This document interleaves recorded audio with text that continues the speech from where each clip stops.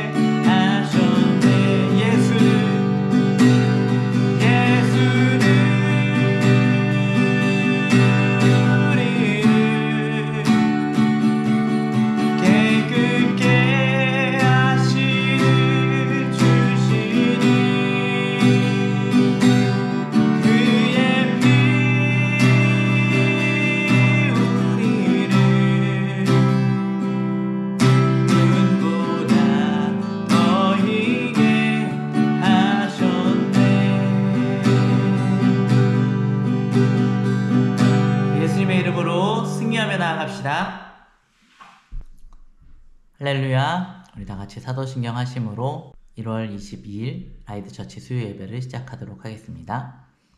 전능하사 천지를 지으신 하나님 아버지를 내가 믿사오며 그 외아들 우리 주 예수 그리스도를 믿사오니 이는 성령으로 잉태하사 동정녀 마리아에게 나시고 본디오 빌라도에게 고난을 받으사 십자가에 못 박혀 죽으시고 장사한 지 사흘 만에 죽은 자 가운데서 다시 살아나시며 하늘에 오르사 전능하신 하나님 우편에 앉아 계시다가 거기로부터 산자와 죽은 자를 심판하러 오시리라. 성령을 믿사오며 거룩한 공교회와 성도가 서로 교통하는 것과 죄를 사하여 주시는 것과 몸이 다시 사는 것과 영원히 사는 것을 믿사옵나이다. 아멘. 네, 드디어 라이드처치 수요 예배 네 번째 시간이 되었습니다. 이렇게 하다 보니까 이제 카메라가 사람이다 생각하고 설교하는 게 점점 익숙해지는 것 같습니다. 먼저 오늘은 심심한 사죄의 말씀을 드리면서 오늘 설교를 시작하려고 합니다. 지난주에 제가 설교 영상을 들어보니까 좀 잘못 말한 것도 있고 보충해야 될 내용도 있는 것 같아서 그 부분을 수정, 보충하면서 오늘 시작해 보도록 하겠습니다. 먼저는 제가 지난주에 하나님이 아담과 하와에게 저주를 했다 이런 표현을 사용을 했는데 정정을 합니다. 하나님께서 저주하신 것이 아니라 이 아담과 하와가 저지른 죄의 결과에 대하여서 이제 설명해 주시는 부분이라고, 너네들의 운명이 앞으로 이렇게 된다 라고 말씀해 주시는 것으로 이렇게 이해를 하면 좋을 것 같습니다. 하나님을 떠나는 것을 아담과 하와가 결정을 했고 그 삶의 결정이 저주스러운 삶의 환경이 된 것이죠. 모든 좋은 것들이 하나님으로부터 나오기 때문에 하나님을 떠난 인생 가운데 선한 것이 또 우리에게 유익한 것이 있을 수가 없는 것입니다. 두 번째 이야기하고 싶은 것은 정정이라기보다 좀 보충하고 싶은 내용이 있는데 지난주에 설교가 너무 길어질 것 같아서 안 하고 넘어갔는데 안 하면 좀 오해의 소지가 있을 것 같아서 이야기를 마저 다 하려고 합니다. 지난 시간에 이제 남자와 여자가 동등한 존재로 창조되었는데 죄의 결과로 인해서 여자가 남자의 다스림을 받게 되는 존재가 되었다 이렇게 이야기를 했는데, 이 말은 이제 그러니까 죄를 지었으니까 이제 남자와 여자는 동등하지 않다, 여자가 남자보다 열등하다 이런 이야기를 하는 것이 아닙니다. 이 이야기의 핵심은 무엇이냐면 어느 쪽이 더 우위에 있다 이런 이야기를 하는 것이 아니라 동등하게 지음받은 그 창조의 결과가 깨어졌다, 그 동등한 관계가 깨어졌다 이고, 또 이 깨어진 관계가 완전히 정해진 어떤 결과라기보다 반드시 해결되어져야 하는 그리고 온전한 모습으로 회복되어져야만 하는 그러한 잘못된 모습이다 라고 이해를 하시면 좋겠습니다. 근데 그 회복의 길들이 쉽게 이루어지지는 않죠. 인간들은 언제나 실수하고 넘어지기 때문에 하나님께서 원하시는 회복의 모습을 만들어가는 것들이 참 쉽지 않은 것 같습니다. 이후의 말씀들을 읽어보면 오히려 인간의 역사는 죄에서 벗어나기보다 더 깊은 죄의 수렁으로 들어가는 것들을 우리가 발견하게 됩니다. 그리고 로마서 5장 20절에서 말씀하는 것처럼 죄가 깊어진 곳에 무엇이 깊어지냐면 은혜가 깊어진다고 이야기하는 것처럼 이 창세기 4장에는 더 커진 인간의 죄와 여전히 그것을 덮을 만큼 더 커진 하나님의 은혜에 대한 부분들을 창세기 4장에서 우리가 발견할 수 있을 것 같습니다. 창세기 4장 1절입니다. 아담과 하와의 아이를 출산하는 장면이 나오는데요. 아담이 그의 아내 하와와 동침하매 하와가 임신하여 가인을 낳고 이르되 내가 여호와로 말미암아 득남하였다 하니라. 내가 여호와로 말미암아 득남하였다. 이 말은 하와가 가인을 낳은 것이 자기만의 능력과 힘으로 되어진 것이 아니라고 고백하는 것입니다. 생명이라는 것이 참 신비하잖아요. 단순히 어떤 물질이 있는 것이 아니라 그 물질이 살아서 움직인다는 것이 우리에게 참 신비스러운 일인 것 같습니다. 그런데 그 생명이 절대 우연히 생겨나는 것이 아니거든요. 남자와 여자만 있다고 해서 생겨나는 것이 아니라 그 가운데 하나님의 은혜, 하나님의 허락하심이 있어야만 생명이라는 것이 존재할 수 있다는 것을 우리가 기억했으면 좋겠습니다. 그렇기 때문에 이 모든 생명이 너무나 귀하고 존중받아야만 한다는 그럴 가치가 있다는 것을 우리가 기억했으면 좋겠습니다. 그리고 하와가 가인을 낳고 또 아벨을 낳죠. 이 가인과 아벨은 서로 다른 직업을 가지고 살아갑니다. 가인은 아담처럼 땅을 갈아서 먹고 사는 농사 짓는 일을 하게 되었고요. 아벨은 또 다른 직업, 가축을 치는 일을 하면서 살게 되어집니다. 그리고 이들이 각자 자신의 직업으로부터 얻어진 수확물로 하나님께 제사를 드리는 장면이 나옵니다. 근데 이때 하나님께서 가인의 제사는 받지 않으시고 아벨의 제사만 받으시는데요. 사실 정답은 없거든요. 왜냐하면 성경에서 명확하게 이것 때문에 하나님께서 가인의 제사는 받지 않았고 아벨의 제사는 받았다. 이렇게 딱 이렇게 이야기하는 장면은 없지만 전반적인 맥락에서 우리가 이해할 수 있는데 하나님께서는 제사 자체가 아니라 제사를 드리는 사람의 그 모습, 그 마음을 보시고 그 사람이 드리는 제사를 받으시고 받지 않으시는 것들을 결정하신다라고 우리가 이해할 수 있을 것 같습니다. 제사를 드리는 사람이 중요한 것입니다. 그래서 제사를 드리기 전에, 예배를 드리기 전에 우리가 어떠한 마음을 가지고 있는지 살펴보는 것이 중요한 것 같습니다. 마음 가운데 슬픈 마음, 원망하는 마음, 미워하는 마음들이 있는 상태로 우리가 제사 드리는 것이 아니라 그러한 부분들을 해결하고 또 기도하고 회개하고 하나님께 내려놓으면서 예배 가운데 나아가는 것이 우리에게 중요한 모습인 것 같습니다. 제사를 드리는 형식이나 제물 자체도 어떤 부분에서는 중요할 수도 있지만 그것보다 더 중요한 것이 무엇이다? 제사를 드리는 사람, 제사를 드리는 사람의 마음이다. 그 삶의 모습이다. 라는 것을 우리가 기억해야만 할 것입니다. 여러분들은 어떤 예배를 하나님께 드리기를 원하십니까? 그리고 여러분들은 하나님 앞에 어떤 예배자가 되기를 원하십니까? 한번 생각해 보셨으면 좋겠습니다. 그런데 사람이요, 자기 잘못은 잘 생각이 나지 않고요. 다른 사람이 나한테 서운하게 한 게 사실 더 많이 기억나기 마련입니다. 가인이 그랬죠. 가인이 자기가 하나님 앞에 어떻게 제사를 드렸는지는 생각하지 않고 하나님이 자기의 제사를 받지 않으신 것만 서운하게 생각하는 거예요. 그래서 왜 하나님은 아벨의 제사는 받으시고 왜 내 제사는 받지 않으셨지? 하나님 너무하시다.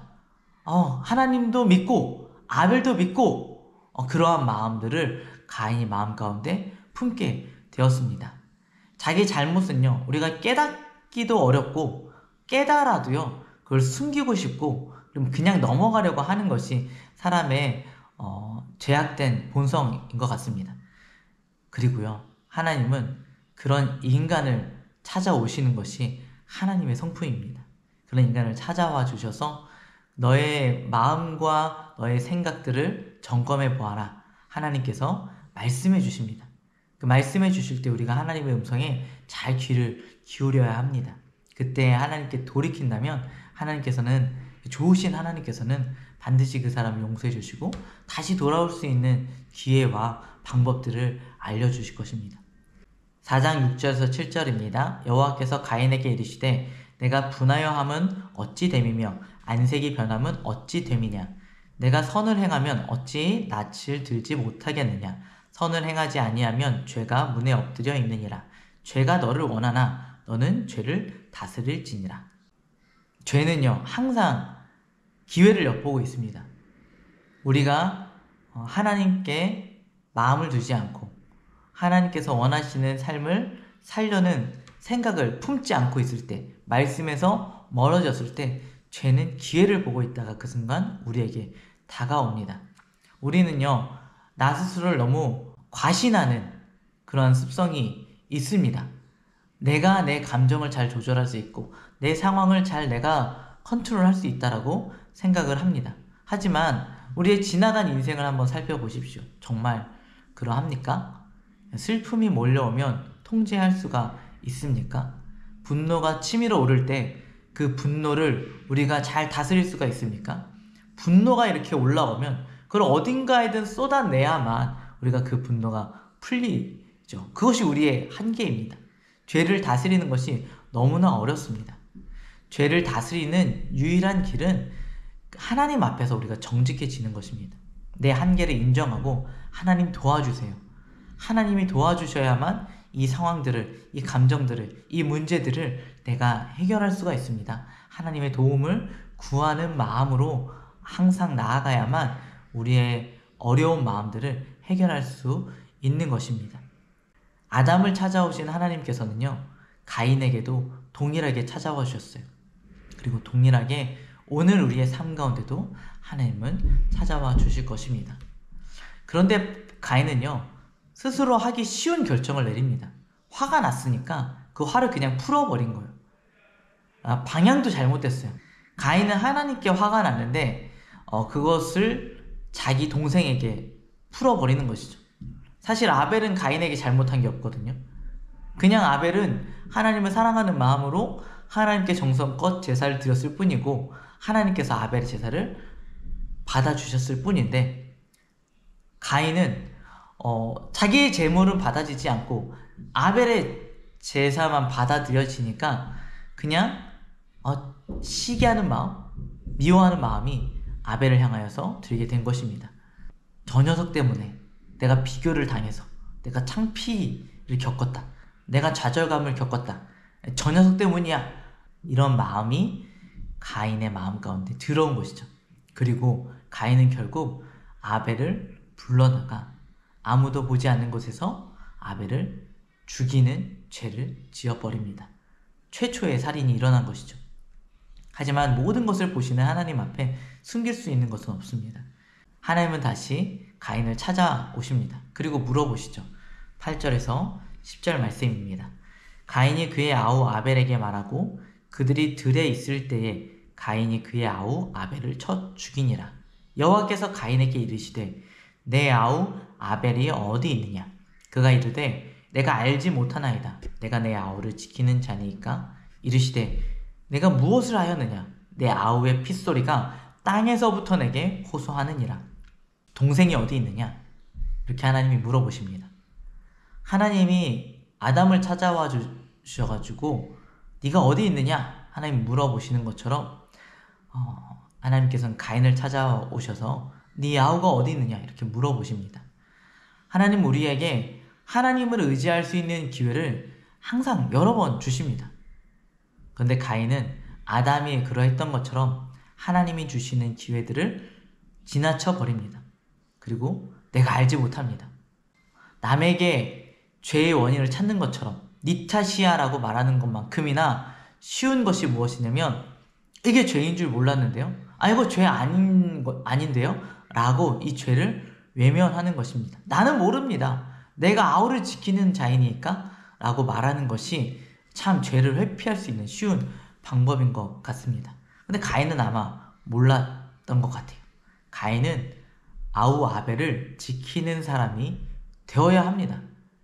죄는 악을 행하는 것만이 죄가 아니라 선을 행하지 않는 것도 죄라는 것을 우리가 기억해야 합니다. 우리는 서로를 지키는 자가 되어야 합니다.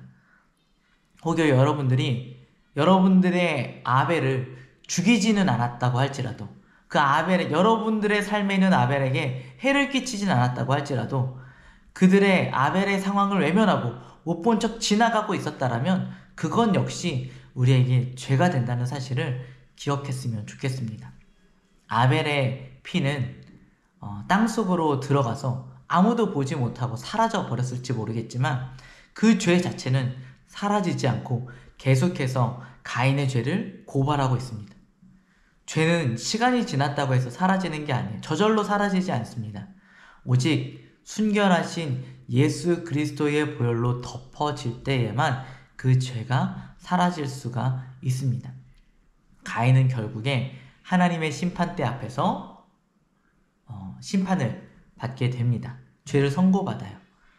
아담은 이제 땅을 가는 일들이 힘들어지는 형벌을 받았다라면 가인은 그보다 더한 형벌을 받게 되는데, 수고해도 수확을 얻을 수 없는, 그리고 땅에 정착할 수 없고 영원히 땅을 유리해야만 하는, 돌아다녀야만 하는 형벌을 받게 됩니다.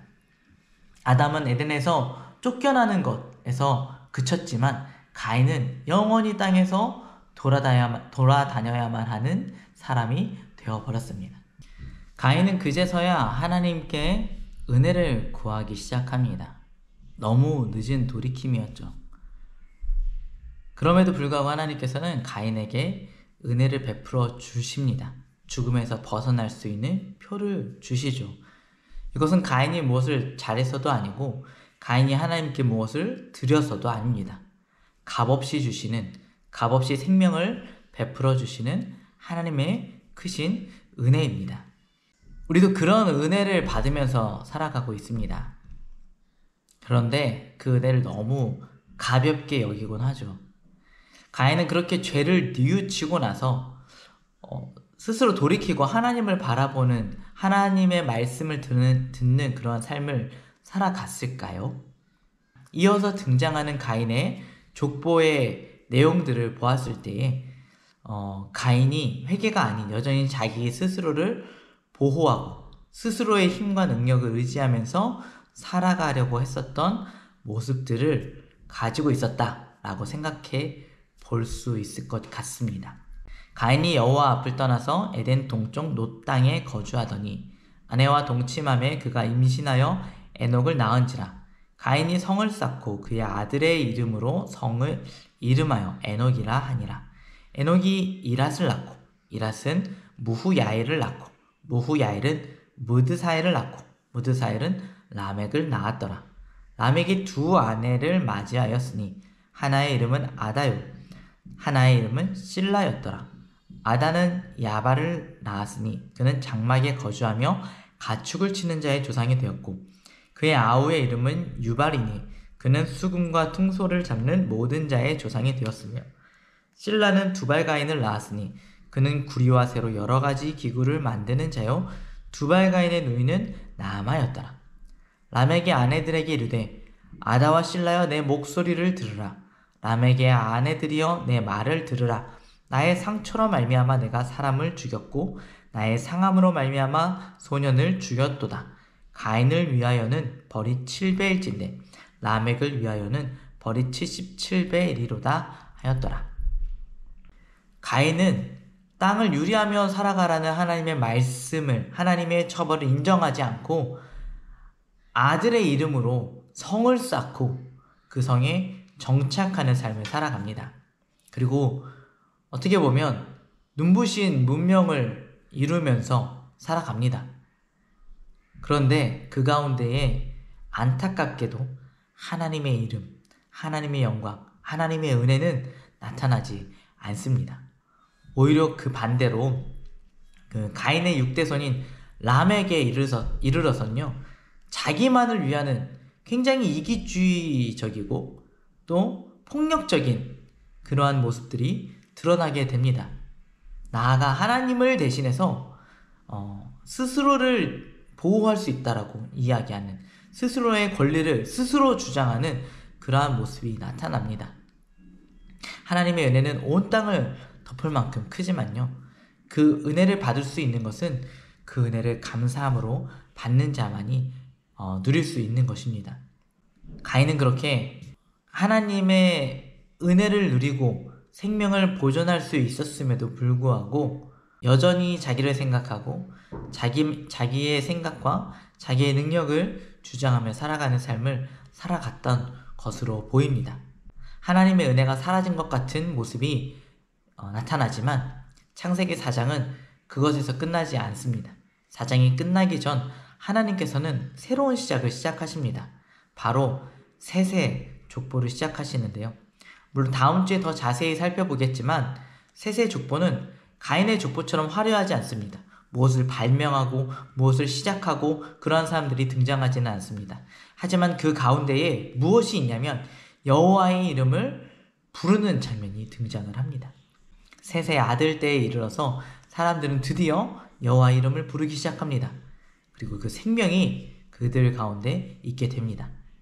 아담이 다시 자기의 아내와 동침함에 그가 아들을 낳아 그의 이름을 셋이라 하였으니 이는 하나님이 내게 가인을 죽인 아벨 대신에 다른 씨를 주셨다 함이며, 셋도 아들을 낳고 그의 이름을 에노스라 하였으며 그때의 사람들이 비로소 여호와의 이름을 불렀더라.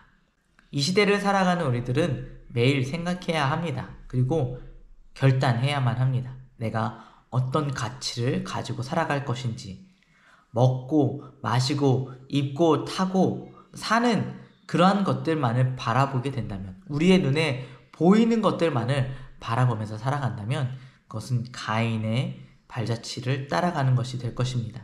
하나님은 가인의 삶에도 은혜 베푸시기를 원하셨지만 그 삶에 베풀어진 은혜를 결국에는 가인은 저버리고 말았죠.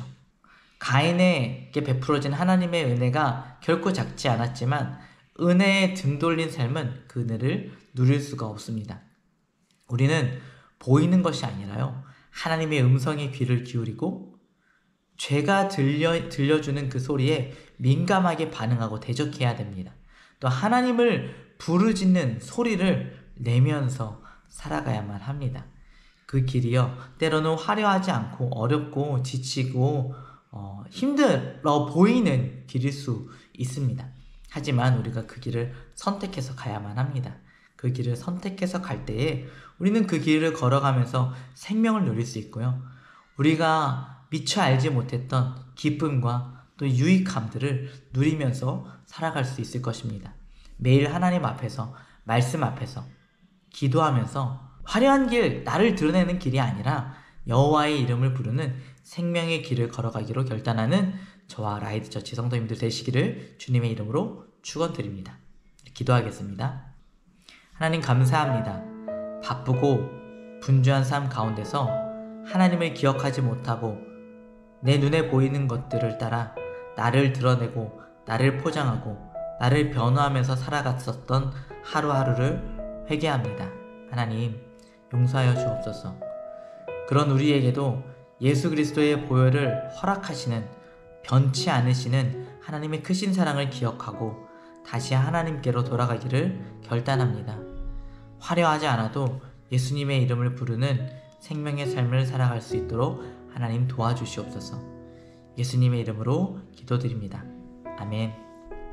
오늘의 기도 제목입니다.